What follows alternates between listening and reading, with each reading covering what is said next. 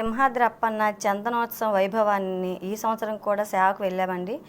ఈ శనివారం ఏకాదశి పర్వదినం నాడు తెల్లవారుజామున చందన మరగదీత మొదలెడతారండి.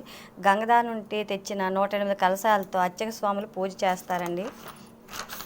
అలాగే అక్షయ తృతీయ సందర్భంగా వేకుజామునే 3 గంటల నుండి వరాహలక్ష్మి నరసింహస్వామి దివ్యమంగళ రూపాన్ని భక్తులకు దర్శనమిస్తారండి. స్వామి దర్శనార్థం ముందు రోజు రాత్రి నుండే భక్తులు క్యూ లైన్లో నిలిచి ఉంటారండి. స్వామిని దర్శించుకొని వారి జన్మ ధన్యం చేసుకుంటారండి. స్వామి నిజరూప దర్శనానికి భక్తులు తండోపతండాలుగా పోటెత్తారండి. మేమైతే మజ్జిగ చలివేంద్రం సునీత మేడం గారు సేవ పెట్టారండి. దానికి పంచడానికని వెళ్ళామండి సేవకి. సేవ చేశాక స్వామి దర్శనం మాకు కూడా ఇచ్చారండి. 1000 రూపాయలు క్యూ లైన్లో పంపించారు. మేము కూడా స్వామి దర్శనం చేసుకున్నామండి. చాలా బాగా నిజరూప దర్శనం చేసుకున్నామండి. దర్శనం అనంతరం స్వామి ప్రసాదాన్ని తీసుకుని ఫ్రీ బస్సులు అయితే వేశారండి. కొండపై నుంచి కొండ కింద వరకు స్వామిని దర్శించుకున్నాక ఫ్రీ బస్సుల్లో కిందకైతే కొండ దిగిపోయామండి. దిగినాక గోశాల వరకు బస్సుల్లో దింపారండి, ఫ్రీ బస్సుల్లో.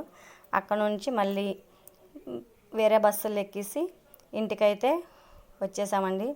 మళ్ళీ స్వామి పునర్దర్శన ప్రాప్తిని కల్పించమని కోరుకున్నామండి.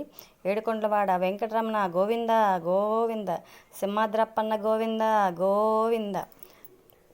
భక్తులందరికీ పునర్దర్శన ప్రాప్తిని కలిగించాలని కోరుకుంటున్నామండి. ఈ స్వామి దివ్యమంగళ రూపాన్ని దర్శించుకోవడం చాలా అదృష్టం అండి. అది సంవత్సరానికి ఒకసారి వస్తుందండి నిజరూప దర్శనం అక్షయ తృతీయ నాడు. ఏడుకొండలవాడ వెంకటరమణ గోవింద గో